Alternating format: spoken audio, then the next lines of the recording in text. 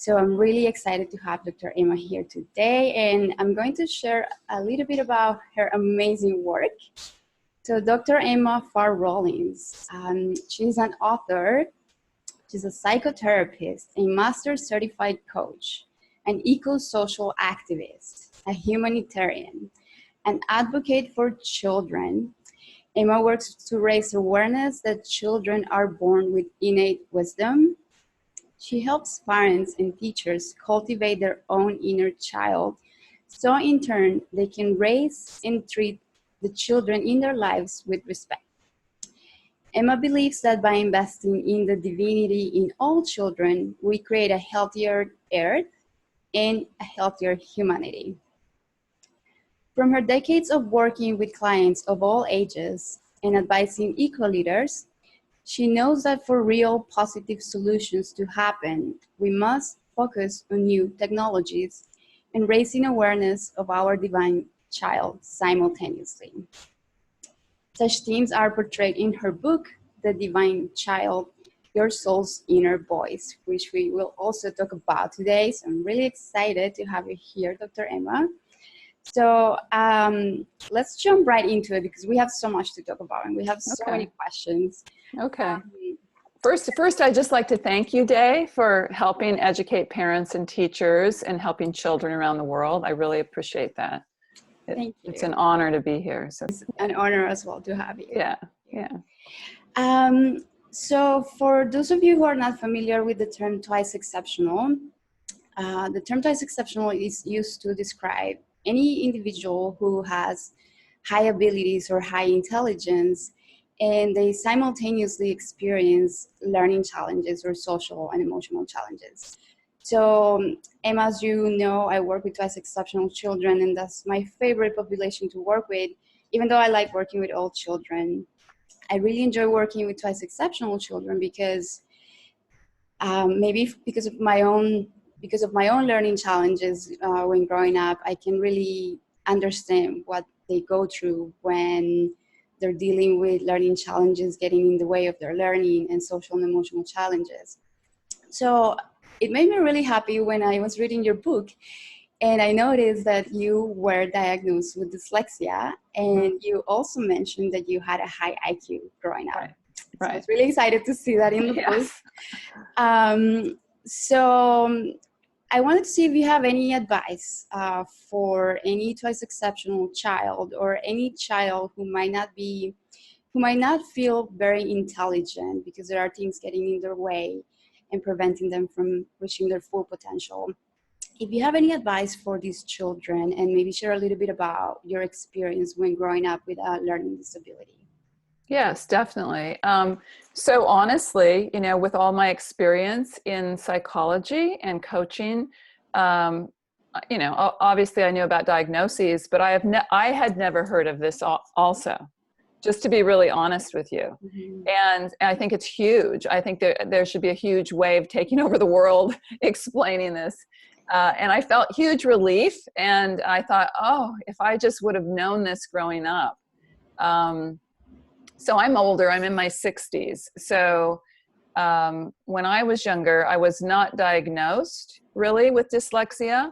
I think let's see, I don't know when they started giving diagnoses, but I graduated from high school in the 70s. So I think that was pre-diagnostic with dyslexia, maybe not, but I was not in an educational system that did that. I grew up in Central California, and it was actually not a really good school system, and on the coast of California. And so I grew up knowing that I did things very differently. I had no idea how I did them.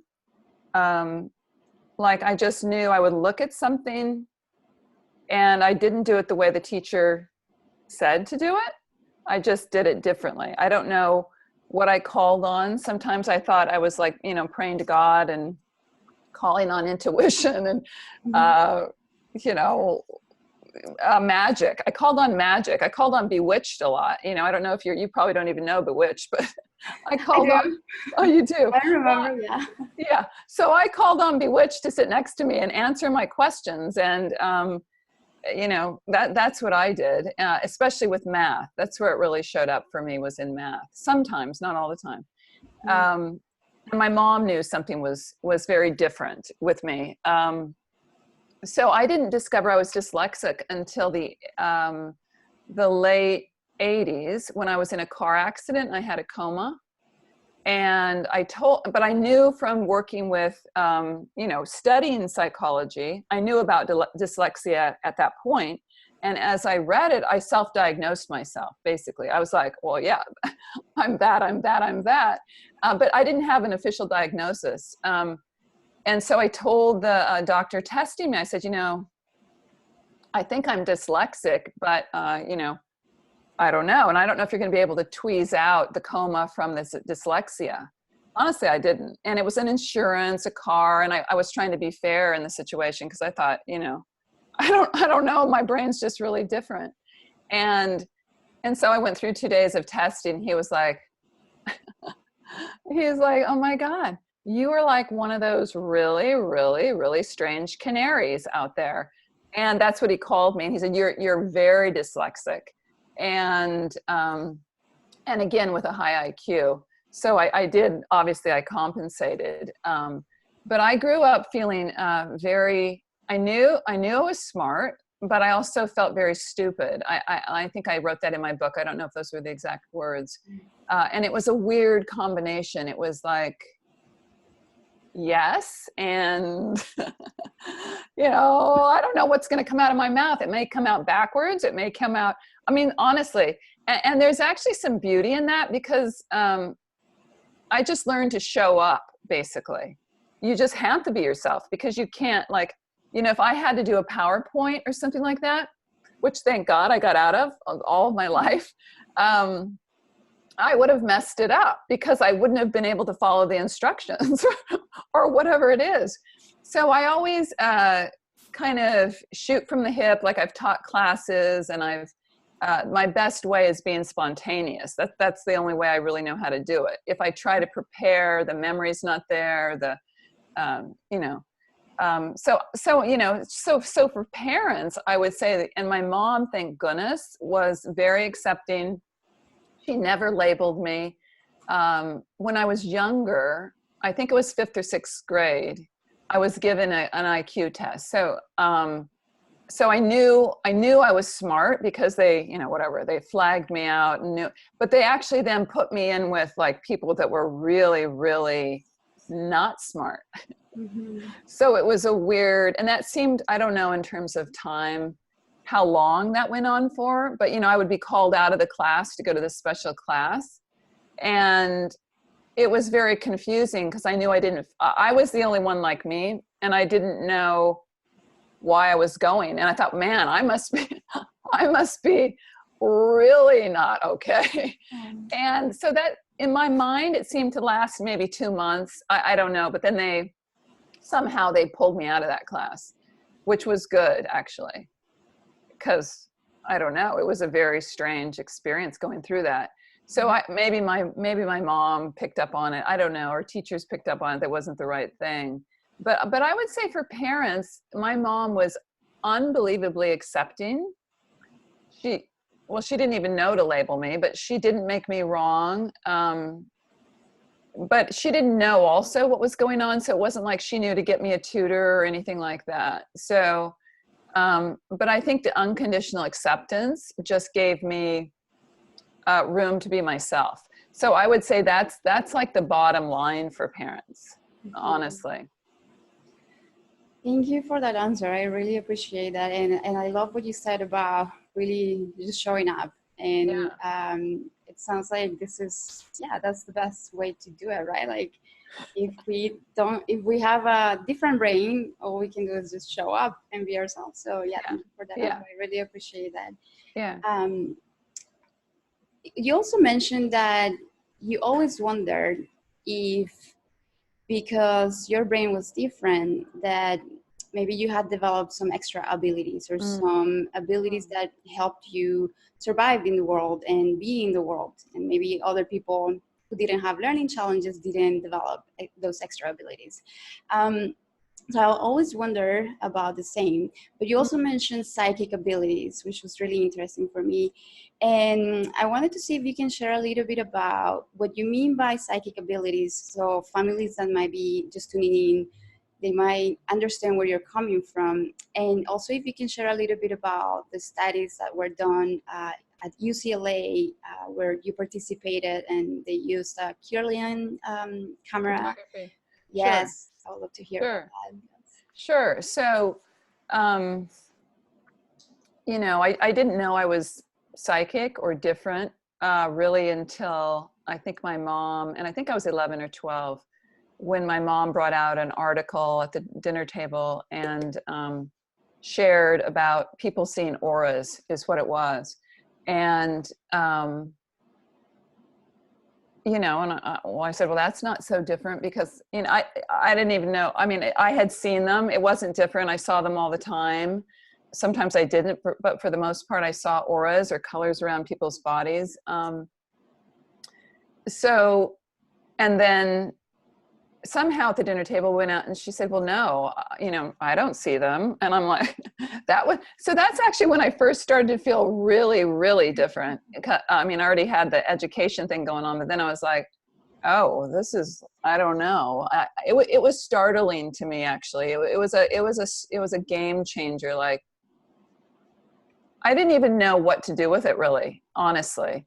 And so we had a friend, Aaron Abrahamson, that worked at, he was an engineer, but he was at the Air Force Base, but he was also changing into, shifting over careers, working with people's past life experiences. And he had recommended, and he knew about the UCLA, he was brilliant, he knew about the UCLA research, I guess, and told my mother. And I think this was probably 1969, 1970, something like that. And I remember going there, and, you know, I've got a little fuzzy in my mind. I think I actually went there twice. I wasn't in the, because we lived about an hour and a half from UCLA. And so it was a combination of, one, the drive, but I didn't really want to be studied. I didn't want to be studied. And it was a relief to see this Carillion, I think is the way you pronounce it, photography. I think that was on the second visit, where they take, you know, they shoot pictures of someone, and then you can also document, or you can see, it shows the color around people's bodies, the aura, the energy field, whatever you want to call it.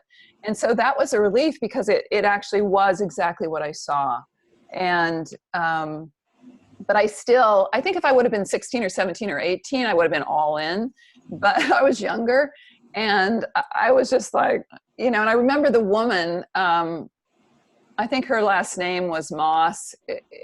That's just what comes to me now. I don't know if that in fact was her name. But she was kind, she was warm, she was welcoming, she was very interesting. She seemed like a bright old soul, but I still didn't want to do that. And so I actually don't know. I wasn't part of the regular studies. And I did hear that I think it was not around very long at UCLA because it was very controversial, I think. And so maybe 10 years, maybe 15 years, maybe 8 years. I don't know how long it was. But I also grew up seeing angels, and I had dreams, reoccurring dreams. But it was very normal for me. It wasn't like it was, you know, like ESP. It wasn't like extrasensory, the way they describe it now, the way they study it now. For me, it was just normal. And so, again, to parents, whatever your child is experiencing, whether that's seeing angels, talking angels, seeing colors, dyslexic, whatever the experience is, the bottom line is pure acceptance of the child, because then they just grow up being who they are without being labeled. So I don't know if that answers your question. No, yes, absolutely. It's a great answer. And I think it really is important for us as adults to accept children as they are so they can be who they are meant to be. So Yeah, exactly. Answer. Thank you. Yeah. Thank you for that answer. So following up on that, do you still see colors around people? I do. I see them, they just show up when they show up. It's not like I saw them more when I was younger, and I see them now. I go, oh, I'm seeing an aura. But it's not like every single person has an aura when I, you know, and I know from, you know, just being my age that I know I could work on that and develop that. And I just haven't chosen to do that. But yeah, I still see auras. Yeah. Good. Yeah. So it sounds like just like emotional intelligence, spiritual intelligence is also something that we can develop and we can nurture. Do you have any advice for parents on how they can nurture, for parents who might be interested in nurturing these abilities in their child? What are some things that they might look for or pay attention to in their children? I think children that I've noticed, I mean, me as a child, and then I've worked with, you know, I was a practicing psychotherapist for about 38 years. And I think children who tend to maybe space out a little bit, or they're staying, you know, out into space. I mean, I know sometimes that can be autism, but also it can just be kids tuning into their environment, or it could be nature. So I really think the spiritual nature, I think, is, and then that comes from my interviews in the book also, is because I grew up with a little kid, a little child, friend child across the street who was very spiritual, and we dialogued together.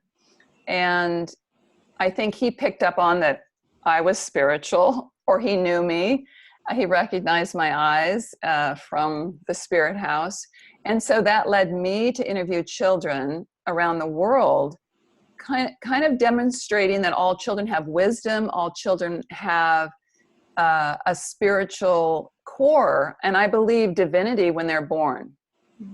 And I think schools can take us out of that, or parents can take us out of that. Different institutions can take us out of that state.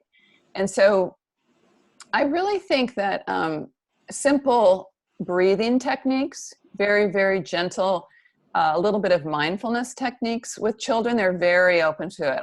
I with my son, when he was about 3 or 4 or 5, and I didn't call it meditation or anything like that, but you know, I would do simple breathing or singing, or grounding in the earth is very important, and that keeps them connected to themselves and to the earth, which is very important to my experience with spirituality and for children.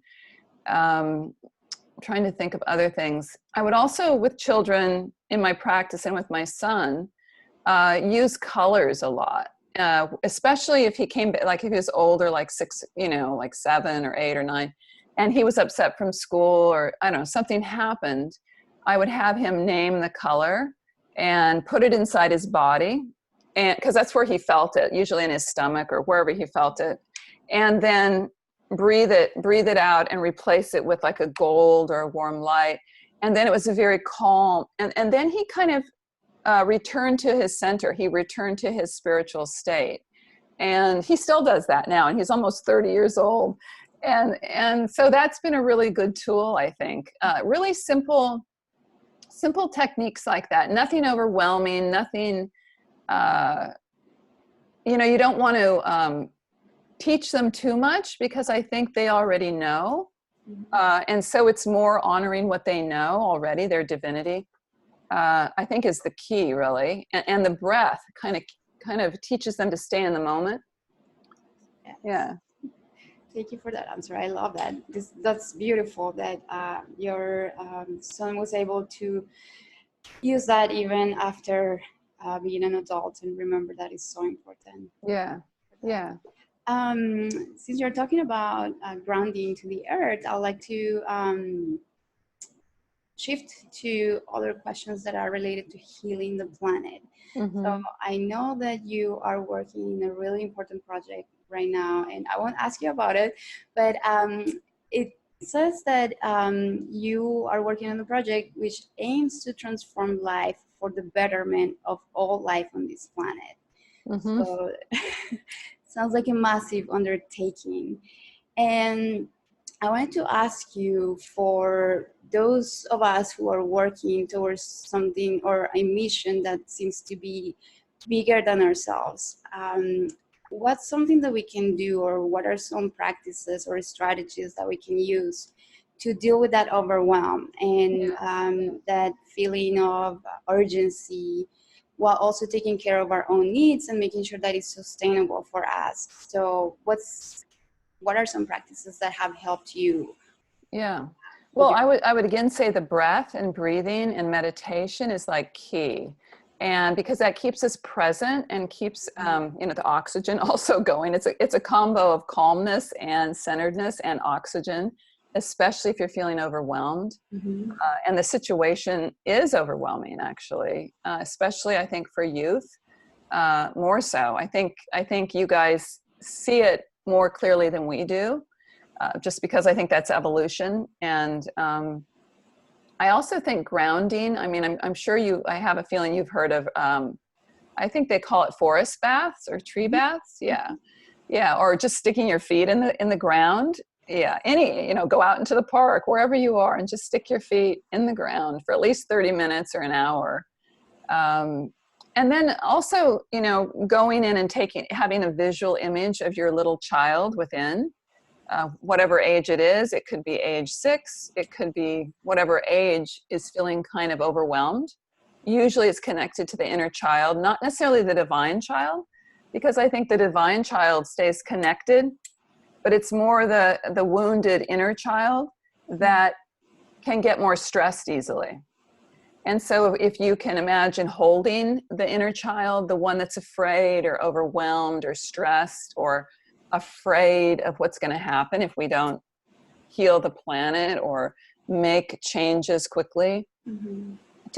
I would do that every day, maybe twice a day, is you just simply hold your child, imagine and talk to your child and say, I'm working on it. It's day by day. We're doing our best, and then the other thing I would do, or what I do, is also stay in touch with my passion of service to help the planet or help children. And I think that is it's never ending energy. I never get tired in that mode. Mm-hmm. It's only when I go into fear or, then I get overwhelmed, which I do, because it's scary. But the breathing will help me get centered, or the technique of holding my internal child that will calm down. And I'll do that not just around my work or saving the planet, but if you're stressed out in a social situation, any type of overwhelm, I use that technique, and it works really well. Thank you. So it sounds like it comes down to breathing. It's really important. I think it's huge. I mean, I think that's the core of everything, is breathing. Yeah. Thank you for that. Yes. So I know that there are many children right now and young adults who are working and taking action towards climate change and to improve the ecological crisis. Yes. What advice would you have for these children so that they can communicate their message, or they can share their message and share their voice clearly? Yes. So that others can actually understand what they're trying to say and get their message. Yes. And I think, I have a feeling maybe not, but if you don't know, that children are grouping together around the planet, and so they're giving each other support, and then the parents or teachers are giving them support to voice. It's really important they voice themselves, stand up for what they believe in, take daily actions. That could be not using plastic. For every child, it's different. Every family, it's different. But I think it comes down to empowering them, and then also setting up groups of support, emotional support for these young kids.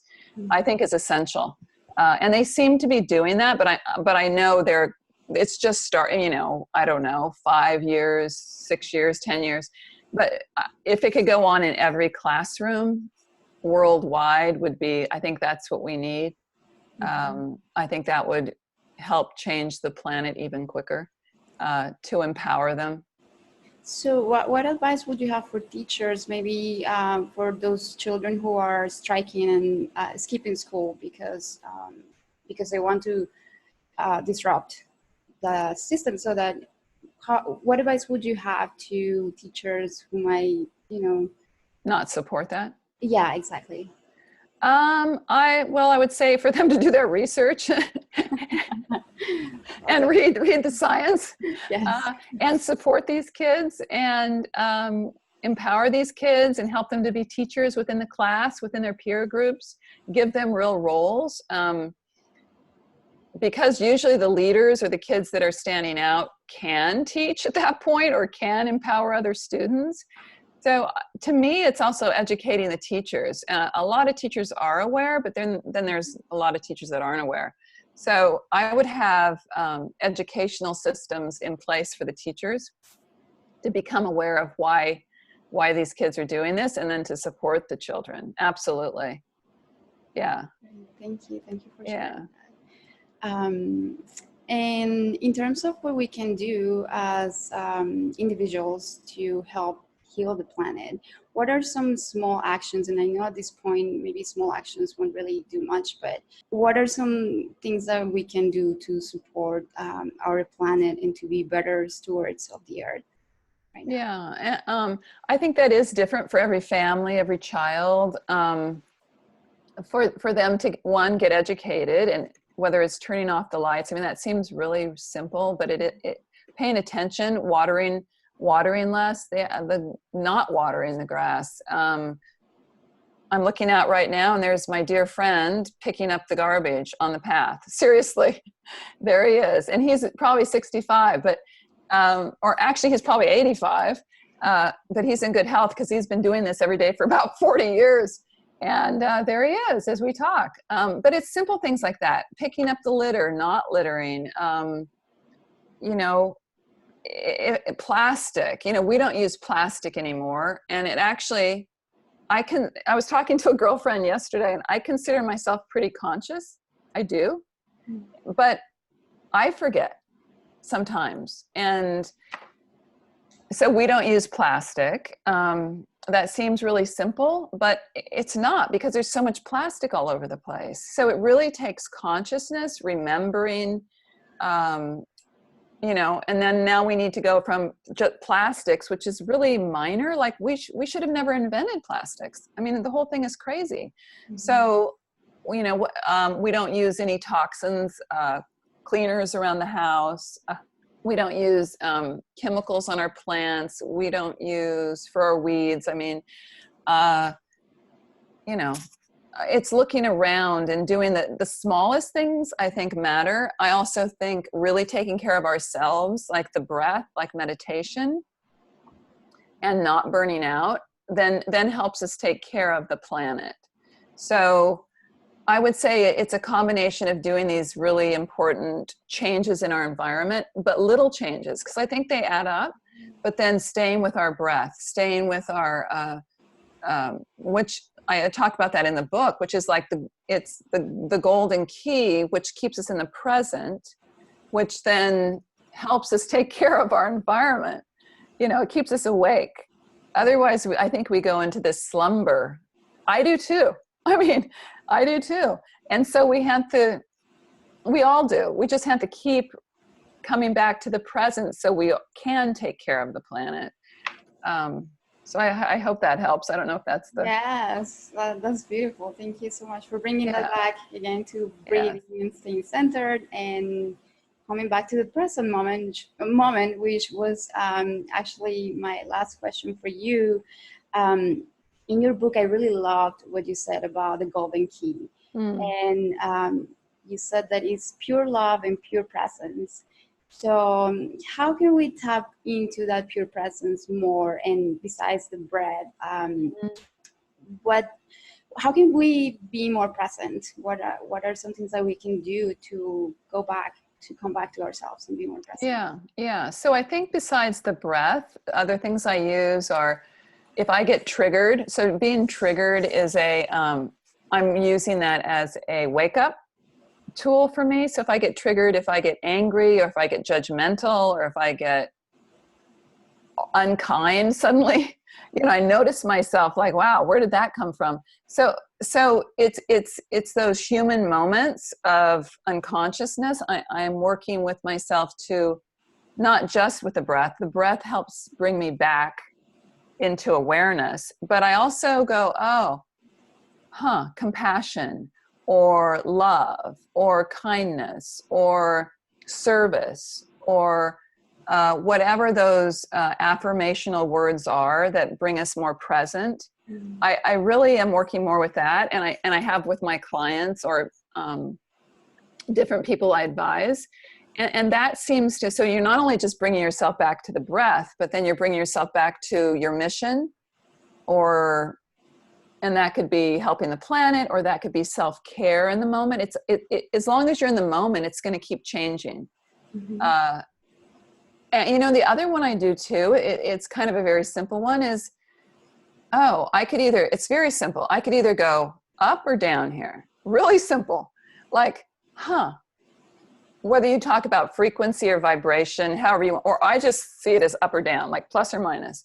I can either raise this situation up mm-hmm. with my reaction or my action in the world, or I can like bring it down. And so I'm trying to at least keep it neutral or bring it up. And it takes consciousness, really. But that keeps us in the moment. And for me, that keeps us going forward with our mission. And I think if we stay in the moment, then we're more connected to serving the planet and also self-care. And I just think we'll have a better planet and humanity if we just will. So I love that. Thank you so much. I really appreciate that answer. Again, you're sharing all these things that are coming in my mind right now, in my awareness. Self-care is just so important, yeah. Even though it's the one thing that we put aside when we're working on. Yeah, it's the first thing that goes off the window, and it's just so important. And so it's so important. Otherwise, we can't take care of the planet, or we go like zombies. It's so easy to just kind of go zombie-ish. Yeah. And otherwise, we just kind of, even if it's just a little bit up of self-care or a positive action, I think that makes a huge difference. Yes. Yeah. Yeah, I know we're running out of time, and I'm so sad because we have so much more to talk about, but I'm pretty sure we'll have another chance. I think we will. Yes. I think we will. This is wonderful. Yes, thank you so much, Emma. I really appreciate you being here and your presence and just all your wisdom and sharing this with these families. And thank you so much. I appreciate your time, and until next time. Thank you so much, Day. So much.